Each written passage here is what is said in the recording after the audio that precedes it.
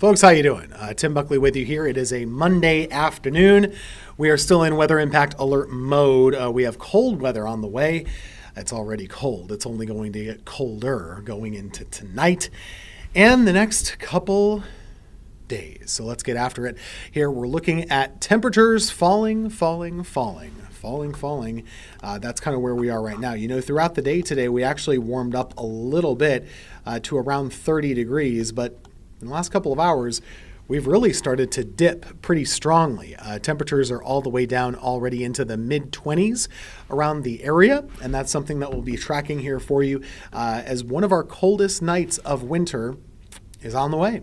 We also have a cold weather advisory in place, and the North Carolina mountains have something called an extreme cold warning. An extreme cold warning is in effect over there. I was just noticing that Wilkesboro was reporting snow. That doesn't seem to be right to me, but who am I to argue? It looks like maybe that was an error, I suppose. But like I said, we do have cold weather alerts for this evening. What that means is that your temperatures are going to be really, really low for a really long time. We'll actually have a wind chill pretty close to the below zero values. So bottom line, what you should be taking a look at here is as we go through the night tonight and into tomorrow morning, temperatures are dipping about as low as they've been in a while, getting down into the single digit range. Wind chills, they'll be a little bit worse about that. And also, thinking about black ice or any sort of risky areas, whether you be on foot, whether you be driving in your car, all of those things. Think about your pipes of the house, think about pets, people that need help, all of those things. And you know, it's a little tough to get around the area right now. That's not just talking about driving your car, but it's also talking about walking even just simply to the mailbox or to take out the dog. Those are things you'll want to keep an eye on. We do have really cold air coming our way, and we actually should be starting right pretty soon, getting into the teens by about 9 o'clock or so. And then tomorrow morning, right around 10. We could have some single digit numbers as well. Here are some of the low temperatures that I'm forecasting for our area, mostly in the single digit range. It's going to be very cold for a very long time, as I said. And really, when you factor in the wind, it's going to feel worse than that. So just keep that in mind with the wind chill around our area. Here's kind of what those wind chills are showing.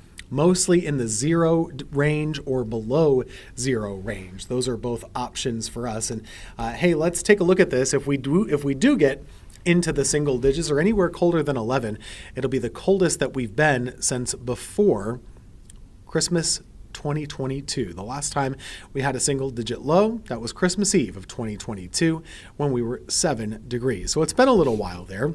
And temperatures are just headed that way. And part of the reason for that is just the weather pattern that we're stuck in right now. It's a really cold one, and it's one that, you know, doesn't show a lot of signs of slowing down. So every couple of days, we get these reinforcing pushes of colder air and more colder air. This is just kind of what's going on. So as this chill continues to move in day after day after day, we're going to keep things cold. And that's just the way that it is. And you don't really see a lot of warmth in the forecast over the next several days. And so you should plan on being cold basically between now all the way through the upcoming weekend. If we're lucky, we might get some warm-ups heading into February, but it's going to be quite a while. We have to wait a long time before that happens, right? All of this is happening while we have snow on the roads outside. You probably saw the snowy scenes around the area in your neighborhoods. We still have snow, even at 5 o'clock on the top of the buildings in Winston-Salem. A lot of that sleet is going to take a long time to melt. So you're going to want to be keeping an eye on that, right? As we go throughout the week, we're going to still have to deal with that. As far as snow totals, hey, Greensboro, PTI Airport, picked up about 2 inches of snow or so. 8 inches is the winter average. So yeah, it was a pretty snowy day, I guess, just one day. But we have a long way to go to kind of catch up to average. 8 inches is, of course, for the whole year, the whole season. And our sleet and snow totals weren't all that impressive to write home about, but it was something. 1 to 2 range for our southern counties, 2 to 3 range for others, and maybe even over that in places of Forsyth, Stokes, and Surrey counties as well. I do want to talk about the upcoming winter weather potential. And you might be saying, whoa, I haven't heard anything about that. Or maybe you've been hearing all about it on social media. There are probably 2 extremes there. If you're watching this show, you probably have heard about it, I'm guessing.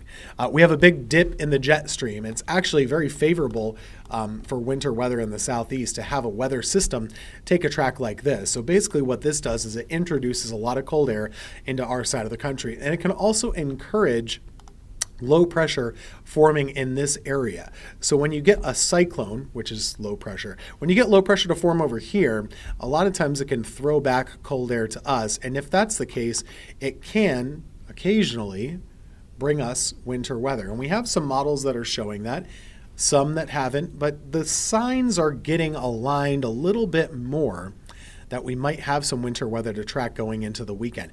Keep in mind, though, if we learn anything over the last couple of weeks, the models change. They're not to be trusted 5 days out, and it's not real life.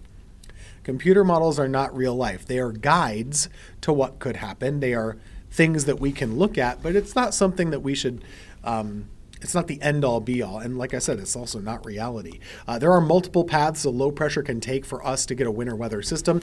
Path number 3 usually ends up with mixed precipitation for us. Hey, we just had one of those. Number 2 is the best if you like snow. And number 1 usually means snow at the beach, but not for us. So we'll just have to wait and see which one this storm takes. But low pressure is likely, lots of cold air around, equal chances of it hitting us or missing us. No need to get whipped up in a frenzy right now.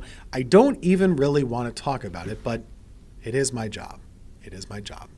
So there you go. And people are asking about it, and you have a right to know. I know equal chances doesn't sound like much, but it's a decent system, a decent sign anyway, so we'll keep an eye on that for you. Mid-30s over the next couple of days, very cold mornings, so those frozen sidewalks, frozen driveways, crusty, icy side roads, they're all going to continue to be a bit of an issue for a while. So make sure you're taking care of yourself and others, just being mindful of that for the next little while. Going forward, we will be in the 20s for the weekend. It's guaranteed to be very cold. That's guaranteed. What's not guaranteed is whether we'll have a storm or not. If we do, probably a better chance of snow than ice.